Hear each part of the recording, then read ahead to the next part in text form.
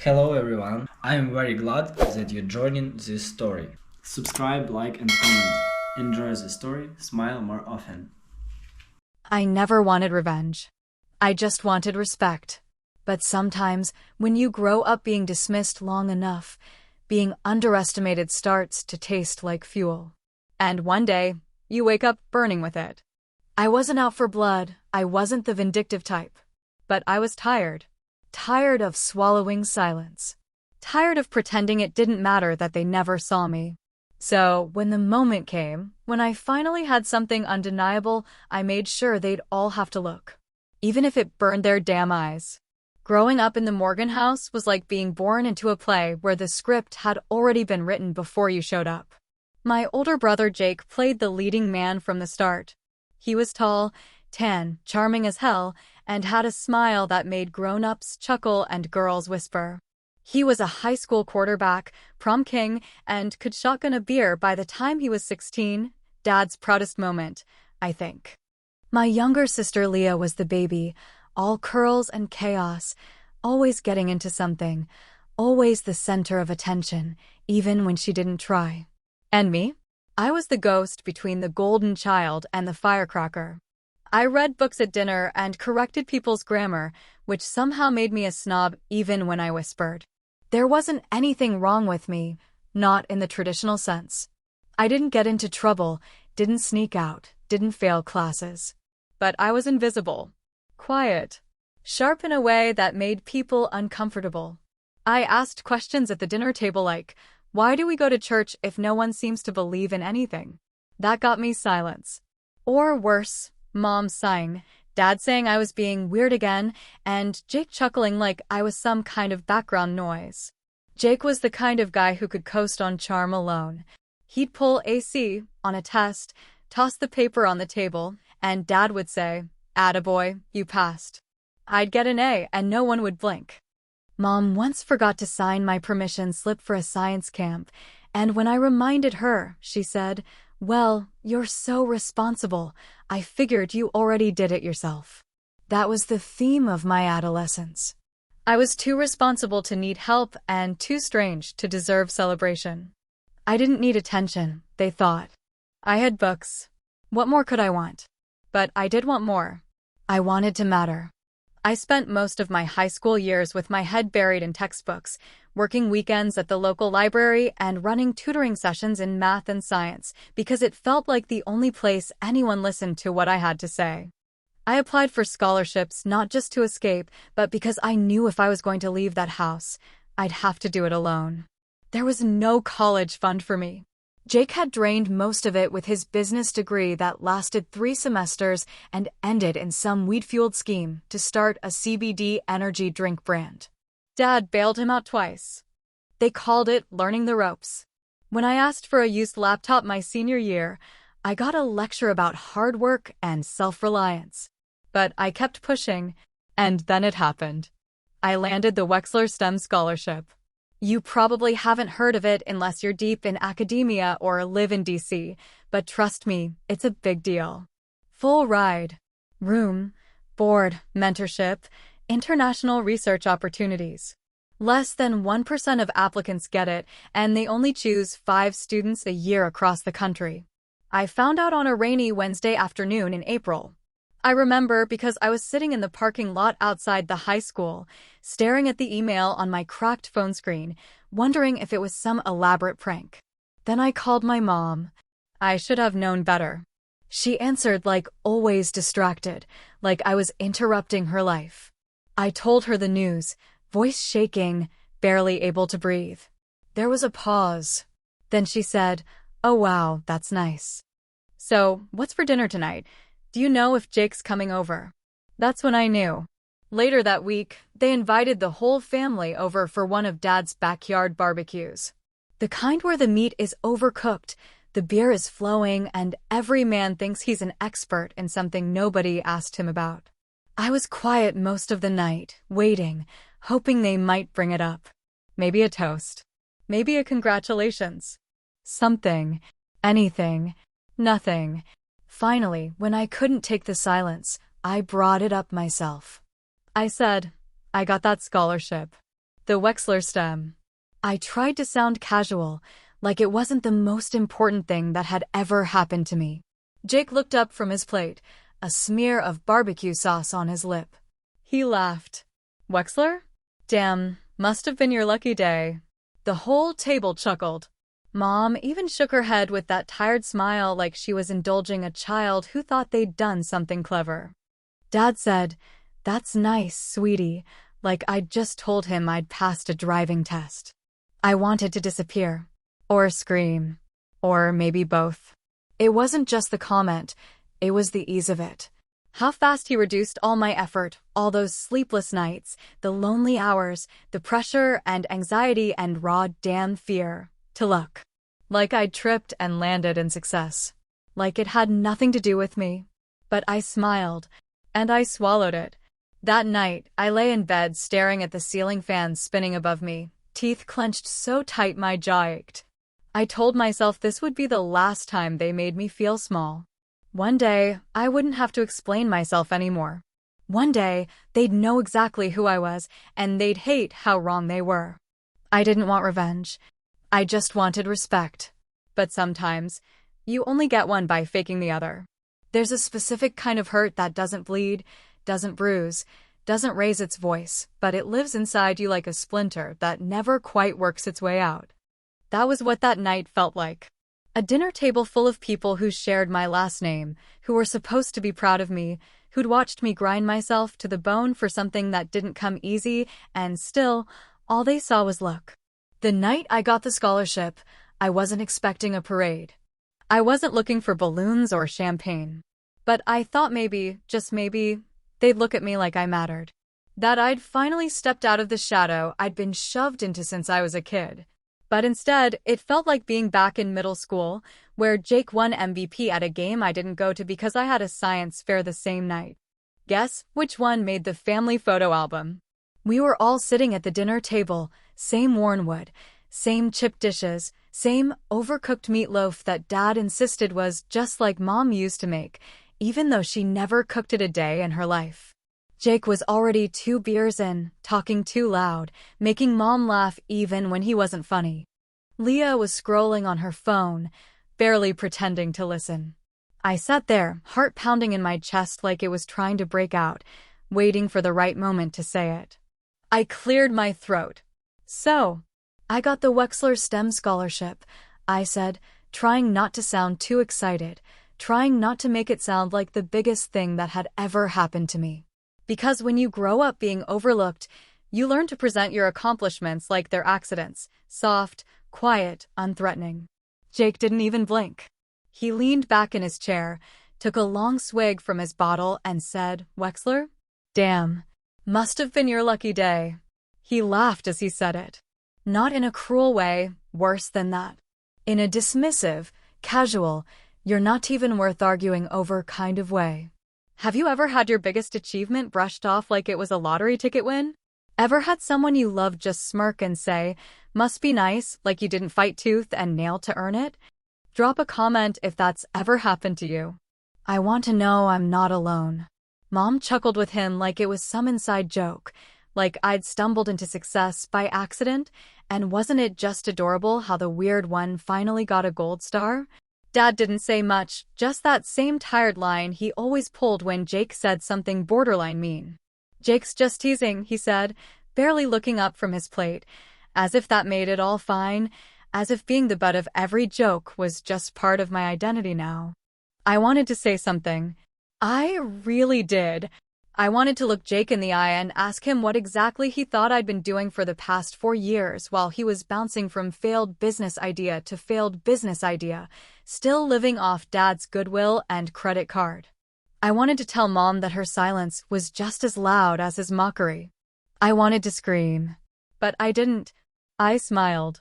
Small. Tight. I said nothing. I took a sip of water, and I swallowed the lump in my throat, just like I always did. And that was the moment, right there at that dinner table, that I started pulling away. Not in a dramatic, door-slamming kind of way. It was slower than that. Like someone dimming a light one notch at a time. I stopped updating them about my work. I stopped asking for advice I knew I'd never get. I stopped caring if they knew who I was becoming. But it still stung. I'd lie if I said it didn't hurt, because deep down I still wanted their approval. Even after all the years of being overlooked and underestimated, I still wanted Jake to look at me like I was his equal. I wanted Mom to brag about me the way she bragged about how Leah once made a TikTok that got 10,000 views. I wanted Dad to beam with pride, not confusion, when I told him about my research. But that night taught me something important. You can't make people see you when they're committed to keeping you invisible. So I poured myself into my studies. I worked harder than I ever had, not just because I wanted to succeed, but because I needed to outrun the version of me they believed in. The quiet girl with her nose in a book. The lucky one. The afterthought. I stopped coming home on weekends. I said I was busy with school, and technically that wasn't a lie. I skipped Thanksgiving that year. Said I had a project due, and no one really pushed back. I think they liked not having to pretend to care about my world. Out of sight, out of mind. But the distance didn't stop the ache. Every time I saw Jake post another half-baked business pitch on Facebook and watched the flood of supportive comments from family and friends, I felt it. Every time Mom called to tell me how proud she was that Leah got a promotion at her job answering phones at a dental office, I felt it. Every time I got published, every time I presented at a conference, every time I pushed myself closer to something extraordinary and no one noticed, I felt it. And then came Christmas. I'd come home that year out of guilt more than anything else.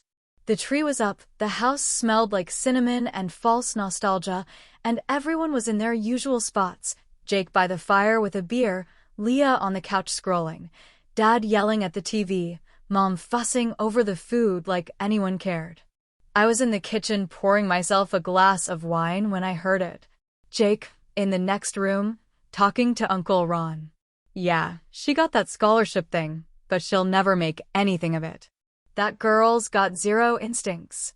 He laughed. Uncle Ron laughed. And something inside me broke so quietly I didn't even hear it at first. But I felt it. The shift. The turn. The moment I stopped wanting respect and started planning how to make them choke on their own underestimation. There's something that happens when you finally understand no one is coming to rescue you. Not your parents, not your siblings, not your professors, not the people who say they believe in you while secretly hoping you'll shrink back into whatever quiet little box they've kept you in your whole life. That understanding doesn't come all at once like a crash or explosion. It sneaks in, slowly, like fog rolling into a familiar street, muting everything you thought you recognized. For me, it came somewhere around my second semester at university, when I realized I could survive, and not just survive but thrive, without their approval, without their recognition, without even their damn acknowledgement. The first year at Eastburn University was brutal in a way that no one really talks about when they're selling you the dream of higher education. I was running on pure caffeine, unpaid internships, and a bone-deep fear of failure. I worked 3 jobs not out of ambition, but necessity. I was a teaching assistant for first-year physics, a library assistant in the evenings, and spent weekends making deliveries for a food app where drunk frat boys would rate me 5 stars if I smiled and pretended their jokes were original. My scholarship covered tuition and housing, but food, books, transportation, and the occasional emergency, those were all on me. And somehow, through all of it, I managed to keep a 4.0 GPA. It wasn't just the classes, it was the people. Most of my peers came from old money, with last names that opened doors and dinner conversations that casually reference vacations in the Alps or summers in Martha's Vineyard. I didn't belong. Not really. But I didn't waste time trying to fit in. I had something more important than their connections. I had grit, and I had purpose. Somewhere between the sleepless nights and the double shifts, I got noticed by a professor who was in the last stages of a rare, terminal illness. Dr. Rosenthal, a genius in biomedical systems with a dry wit and a sharp tongue that scared half the faculty. But she liked me, saw something in me, I guess. Or maybe just saw someone who worked the way she had once worked, relentless, quiet, angry in a way you don't talk about. She asked me to assist with her final research before her condition took a turn. I didn't hesitate. I spent the next year not just assisting but carrying large portions of that research forward when she couldn't make it to the lab anymore. I brought her tea. I took notes when her hands were too shaky. And when she passed away 6 months later, she left a letter with the department chair recommending me for postgraduate studies in 2 of the most prestigious programs in the country. Meanwhile, Jake had launched and tanked 3 separate businesses. One was a premium dog treat brand that turned out to be plagiarized from a competitor. The second was a fitness app that never made it past the beta phase. The third was a luxury candle subscription that somehow lost $30,000 in 2 months. Still, he got glowing support from the family. Dad said, "It takes guts to be an entrepreneur." Mom said, "Jake's just finding his path." Meanwhile, I got into Cambridge's molecular tech program and didn't even get a thumbs up emoji when I shared the acceptance letter. Leah sent a heart emoji, but I'm pretty sure it was just her default response. I kept quiet. I kept building. There's a strange kind of power in being underestimated for so long that people forget to watch you. No one asks questions. No one pays attention. So when you start to do something huge, you can build it in the dark where no one can sabotage it. I remember the exact moment that old bitterness flared again, just as I was beginning to think maybe it had dulled for good. I was scrolling through the family group chat after months of silence. It was the usual garbage, Jake sending blurry pictures of himself holding cigars with captions like "boss moves," Mom reminding everyone about Cousin Amanda's baby shower, Dad forwarding some conspiracy about microwaves giving off harmful waves like it was 1999. Then I saw it. Jake's wife, Shelby, who's always had a passive-aggressive streak sharp enough to shave steel, posted a meme. One of those trendy Instagram graphics with blocky pastel letters and a fake deep message. It said, "Being smart doesn't make you successful. Being bold does." And she tagged me in it. No comment. No context. Just that. It sat in the chat like a lit match on dry grass. I stared at it for a full minute, wondering if I should respond. But I knew better. Responding would give her what she wanted, proof that she'd gotten under my skin. I said nothing. I closed the chat. But I took a screenshot. Because I'd learned something important about people like her, like Jake, like most of my family, really. They only respect power when it comes dressed like them. Loud, flashy, unapologetic. They mistake kindness for weakness. They think patience means ignorance. And they think quiet people don't remember. But I remember everything. I didn't respond, but I did something else. I opened a new document on my laptop and typed a name at the top of the page. It was the working title for a project I'd been thinking about for months, a digital platform built from the bones of the research Dr. Rosenthal and I had been working on. A way to bring underrepresented voices in STEM into direct funding networks, research opportunities, and mentorship programs. Something massive. Something that could actually reshape the field, if I did it right. I knew it wouldn't be easy. I didn't have the capital, and I sure as hell didn't have the connections. But I had the blueprint. I had the data. And I had the fire. That meme didn't hurt me, it sharpened me. Because they thought I was done. They thought the scholarship was my big moment, that it was over, that I'd fade back into the margins and make room for Jake's next failed scheme. But they forgot one thing. The girl with zero instincts had just started building something they'd never see coming. Success doesn't announce itself with trumpets and applause, it grows quietly in the shadows of your doubt, brick by brick, until suddenly it's tall enough to block out the sun for anyone who ever thought you'd stay small. For me, it started as a side hustle, a midnight obsession, a messy document of notes and ideas scattered across coffee-stained notebooks and digital scraps, never shared, never spoken aloud. While the rest of the world posted selfies and talked about hustle culture, I was quietly building a nonprofit with the singular goal of changing the entire damn playing field. The idea was simple: but dangerous in its ambition, create a fully accessible fund that connected women from underrepresented communities to real, paid research opportunities in STEM. No unpaid internships. No gatekeeping. No, we'll get back to you. Just direct access, direct support, and direct change. I called it Vector, which stood for visibility, equity, connection, technology, outreach, and research, but more than that, it stood for motion. It stood for momentum. For moving forward when everyone else assumed you'd stay in place. I filed the nonprofit paperwork myself, learning every painful step like a second language. I pitched it to professors, labs, universities, donors, and organizations that usually had no time for someone without a board of directors or a legacy name behind them. But the data was strong, the need was urgent, and my voice calm, deliberate, backed by years of lived and studied experience, started turning heads. First, it was a small grant from a local women in tech group. Then a private donor whose daughter had dropped out of a STEM program after harassment. Then an assistant dean at Hallwell University who asked if I'd be willing to present Vector at an academic symposium. That symposium changed everything. I walked into the hall in a black blazer I borrowed from a classmate, my hands trembling like I was about to face a firing squad. I had 15 minutes to make my case to a room full of people who could make or break the next 5 years of my life. And I did it.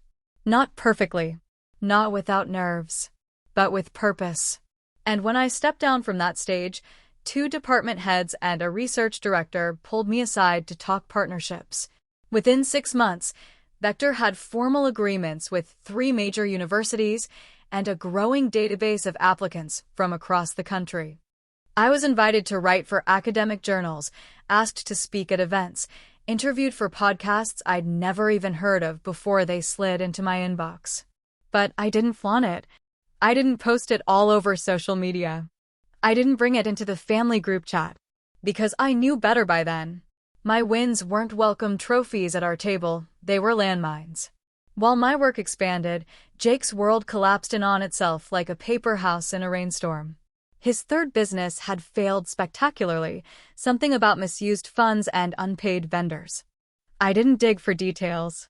I didn't gloat. I just watched from a distance as the golden boy finally started to rust.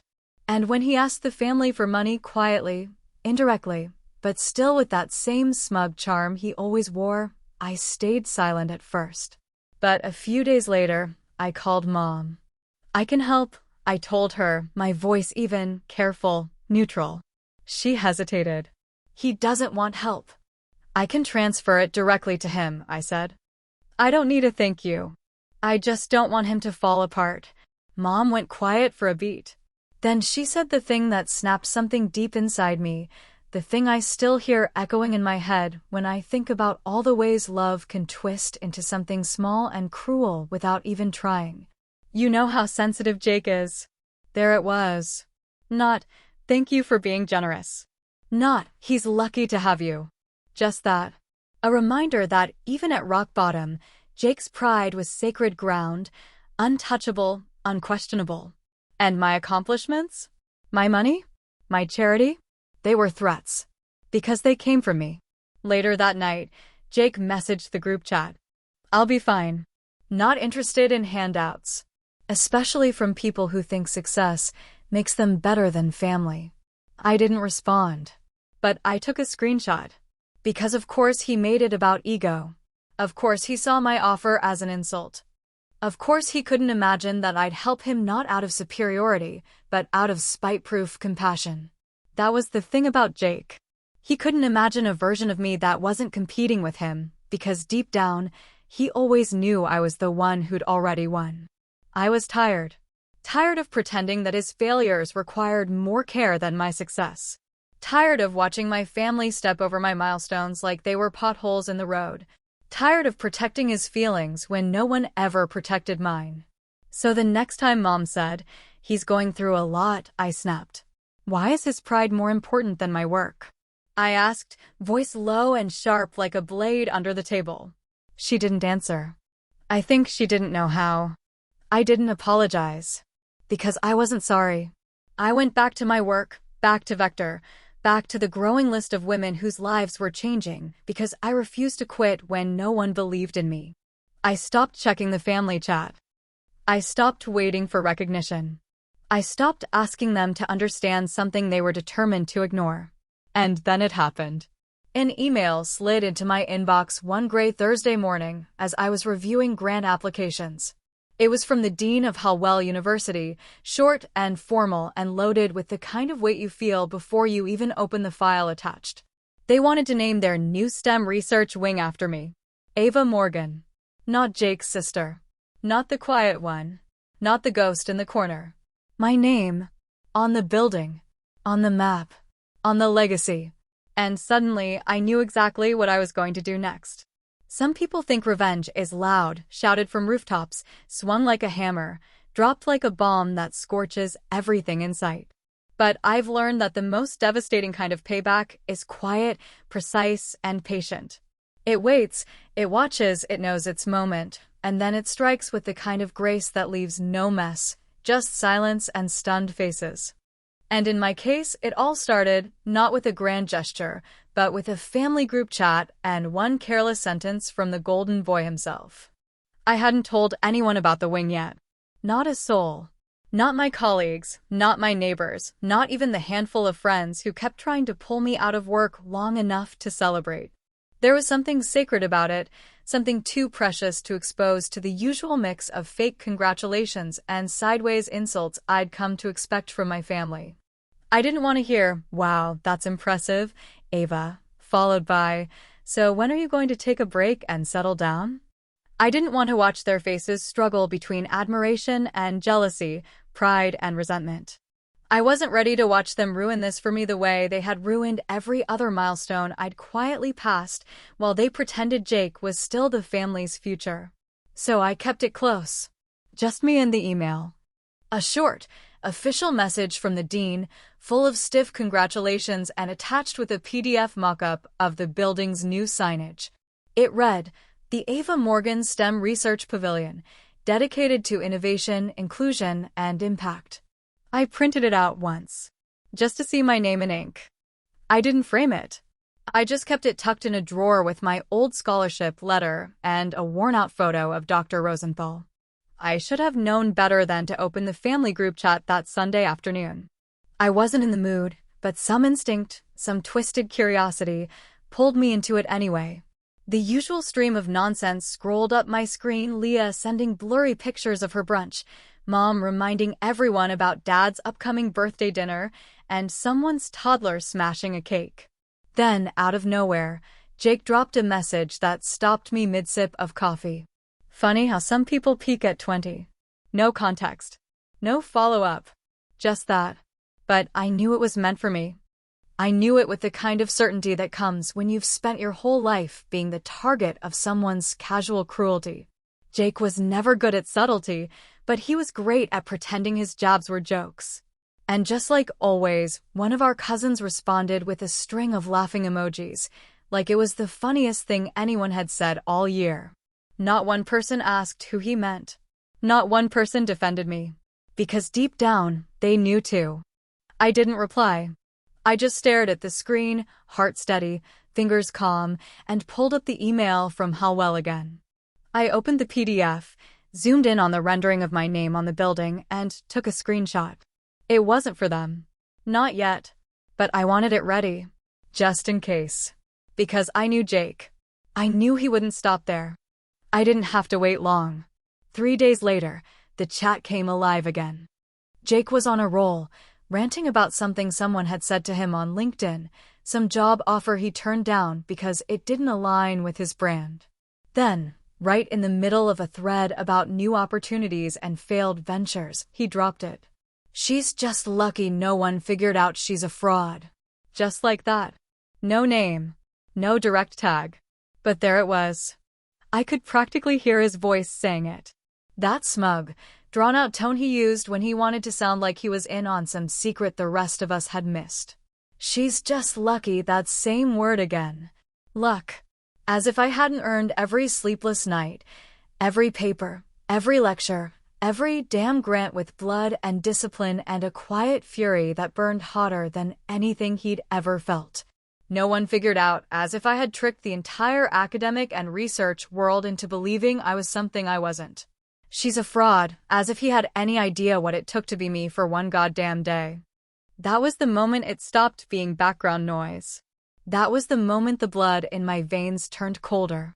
I looked at the chat like it was a crime scene. Not because I was surprised, no, I had long since stopped expecting grace from Jake. But because I could feel something shift inside me.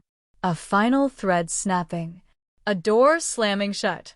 This wasn't just about disrespect anymore. It was about erasure. It was about him needing to believe I was a fluke, because the alternative, that I had built something real and lasting and recognized, was too much for him to stomach. His world didn't allow room for someone like me to succeed. Not without rewriting the story he'd been telling himself since childhood. The story where he was the winner, the leader, the genius with instincts, and I was the tag-along with textbooks and no edge. I didn't respond. I saved the screenshot. Then I closed the chat. I didn't cry. I didn't call anyone. I didn't need to. Because for the first time, I saw it all so clearly. Jake wasn't just jealous, he was terrified. Terrified that the quiet little sister he used to tease had outgrown him, outpaced him, and outclassed him in every way that mattered. And soon I would give him something he couldn't laugh off. I didn't know when, but I knew exactly how. There is a moment, quiet, sharp, and almost surgical, when something inside you shifts from endurance to defiance.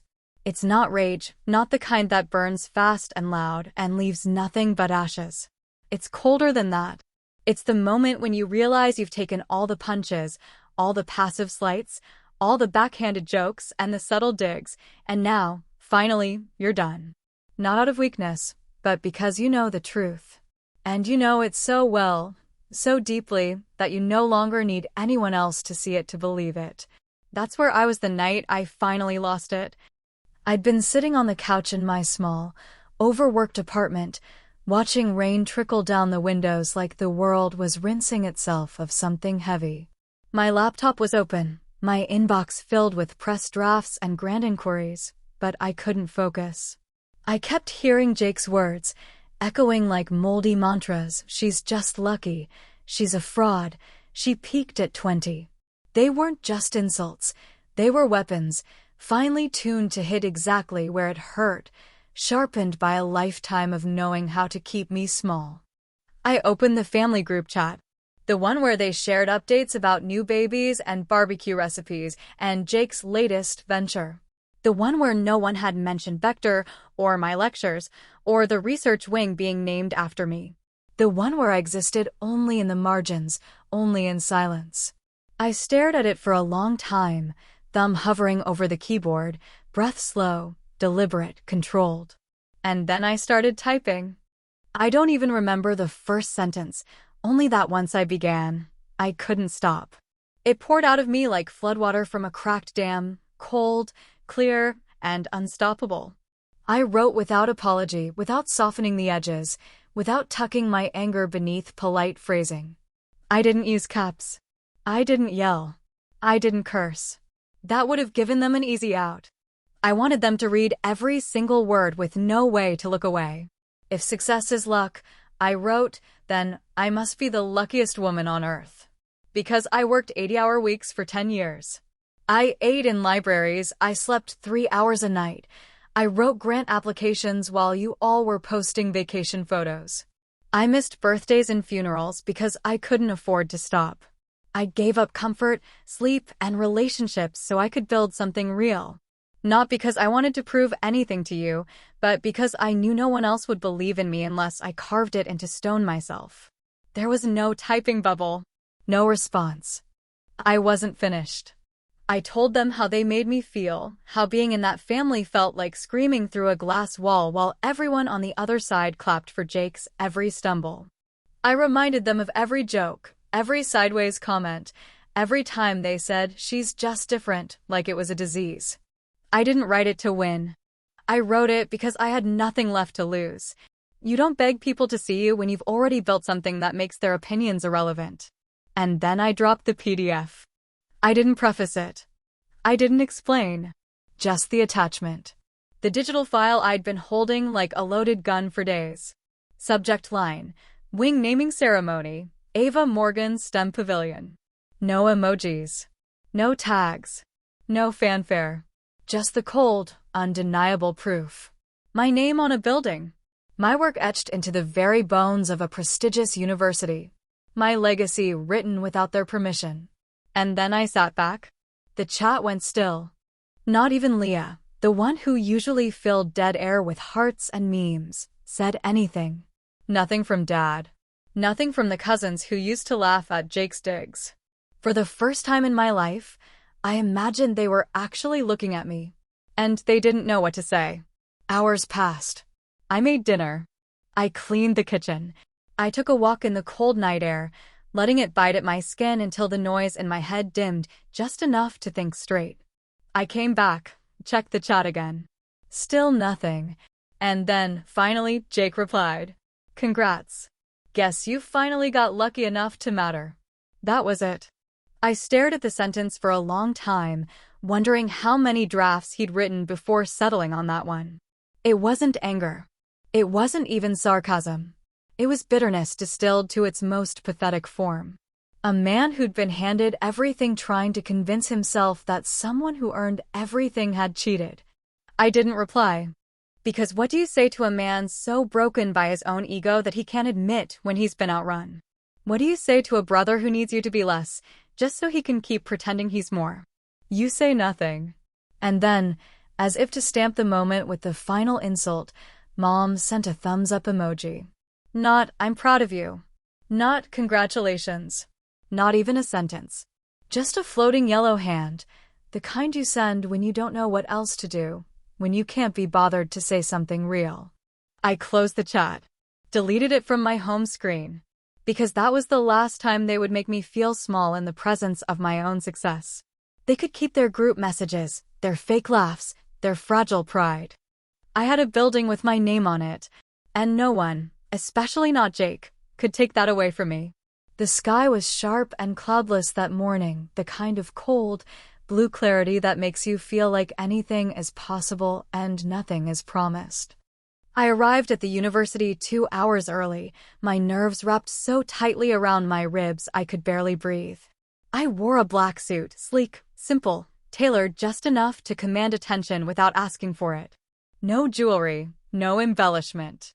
Just me, standing tall in the quiet before the storm of faces and flashes and handshakes. I didn't expect my family to be there. That's the thing about hope. It dies slowly, then all at once. I had killed that part of me weeks ago, after Jake's final comment in the group chat and Mom's pitiful thumbs-up emoji. There was no seat saved for Dad, no nameplate for Leah or Shelby or the cousin who used to call me the professor like it was an insult. I had accepted it. But acceptance doesn't mean it doesn't sting. It just means you've learned how to walk with the sting like it's a part of your skin. The event was formal, but not stiff. 100 chairs arranged outside the new science building, a clean white banner fluttering above the glass doors, bearing my name in large navy letters, Ava Morgan STEM Research Pavilion. There were professors and students, reporters from academic publications, a handful of politicians, even a woman from a nonprofit in DC who had flown in just to shake my hand. They all smiled at me like they knew who I was, like they had read my work and admired it, but not one of them really knew what it had cost me. When the dean stepped up to the podium, his voice was steady and smooth, the kind of tone you hear at weddings or funerals, measured reverence dressed in public relations polish. He said my name like it was something sacred. He said I was a pioneer, a visionary, a force for equity in a system not built for people like me. I smiled when he looked at me, nodded at the right moments, but inside I felt nothing. Not numb exactly, more like detached. Like I was watching someone else live this life, someone who had earned this moment without bleeding for it. Then came the part one had dreaded, the speech. They had asked me weeks before if I'd be willing to say something. I'd said yes automatically because you don't say no to your own ceremony, but I hadn't written anything down. I knew I couldn't fake it. I couldn't talk about teamwork or perseverance or believing in yourself like some TED Talk that gets shared on Facebook with inspirational music. I had to tell the truth, or at least enough of it to make the silence worth something. I stepped up to the podium, cleared my throat, looked out at a sea of polite, curious, expectant faces. I saw a girl in the third row, maybe 19, holding a notebook in her lap and staring up at me like I might say something that would change her life. That's who I spoke to. I wasn't supposed to be here, I said, my voice quiet but solid. Not in a destiny kind of way. I mean it literally. I wasn't supposed to be here. I wasn't the one anyone expected to succeed. I wasn't the loud one. I wasn't the charming one. I didn't have family connections. I didn't have money. What I had was silence. The crowd shifted, listening more intently now. I had silence when I got accepted into a program that rejected thousands. I had silence when I pulled 3 jobs and still managed to publish in academic journals. I had silence when I built a nonprofit from the ground up while others called it luck. And that silence, it wasn't peaceful. It wasn't empowering. It was cold. It was lonely. It was the kind of silence that follows you into rooms where you should be celebrated and reminds you that no one's clapping back home. I paused. No one moved. Sometimes the hardest thing isn't building something from nothing. It's doing it while the people you love pretend it's invisible. While they mock it. While they minimize it. While they turn your success into a punchline because it makes them uncomfortable. You could hear the wind brushing against the pavilion walls. I let the quiet sit there for a moment, just long enough to make them feel it. I'm not standing here because I wanted to prove them wrong. I'm standing here because I had to prove to myself that they never got to decide who I am. I stepped back. For a second, no one clapped. Then someone stood. Then another. And then the whole crowd rose to their feet, their applause crashing around me like a wave I didn't know I'd been waiting for. I smiled. A small, flat thing. Not bitter. Not joyful. Just there. Like armor. They didn't know that the people I once would have begged to see this moment weren't watching. They didn't know I'd built this legacy in the shadows of a family who still couldn't look me in the eye without shrinking. They didn't know that the very reason I stood in front of them was not only brilliance, but defiance. Later, people came to shake my hand, to ask for interviews, to take photos next to the plaque with my name etched in stone. I did it all gracious, poised, professional. But when the last guest left and the sun started setting behind the new building, I stood alone at the edge of the grass, hands in my pockets, staring at the name on the wall. Ava Morgan. Not Jake Morgan's sister. Not the quiet one. Not the ghost. Just Ava. And somewhere in the silence, I still wasn't sure if what I felt was pride. Or something colder. It had been 2 weeks since the ceremony, 2 weeks since my name was unveiled in bold letters above polished glass, 2 weeks since strangers called me a pioneer while the people who were supposed to know me best remained completely and deliberately silent. In that time, no one from the family reached out. No message from Mom, no call from Dad, no backhanded congratulations from Jake, and certainly no effort to explain away their absence. The group chat had returned to its normal programming, photos of meals, bad jokes, Leah posting screenshots from her fitness app like she'd discovered movement for the first time. It was almost impressive, the way they pretended nothing had happened. I didn't mind as much as I thought I would. Maybe I'd finally outgrown the part of me that craved their recognition like air. Or maybe I had simply replaced that need with something stronger, quiet dignity, a sense of self that no longer bent at the sound of their voices. I had started to imagine my future with less baggage, fewer apologies, and more rooms that didn't require me to explain why I belonged in them. It was late on a Thursday when the message arrived, tucked between a scheduling email from the university and a confirmation for a conference I had almost forgotten I'd agreed to attend. It was short, simple, and carried the kind of innocence that could disarm even the most guarded heart. And Ava, I want to study science too. I read about your wing. Can I visit sometime? It was from Lily, Jake's daughter. 15 years old. The last time I had seen her was probably 3 or 4 Thanksgivings ago, when she was still in braces and asking me if black holes were real or just something movies made up. She was different from the rest of them, always had been quieter, more observant, the kind of kid who watched instead of spoke, who scribbled ideas into notebooks while everyone else was screaming about football in the living room. I stared at her message for a long time, my thumb hovering above the screen while my chest tightened in a way I hadn't felt in a while. It wasn't pain, not exactly. It was more like a sudden awareness that time had moved forward without permission, that there was now a second generation growing up in the same house that had once swallowed me whole. And maybe, just maybe, there was still a chance to interrupt the cycle. My first instinct was to say yes, of course. To tell her she could visit any time, to flood her with links and resources and books I wished someone had given me when I was 15 and lost in the shadows. I started typing just that, of course. I'd love to show you around. But then I stopped. My finger hovered over the send button as something twisted deep in my gut.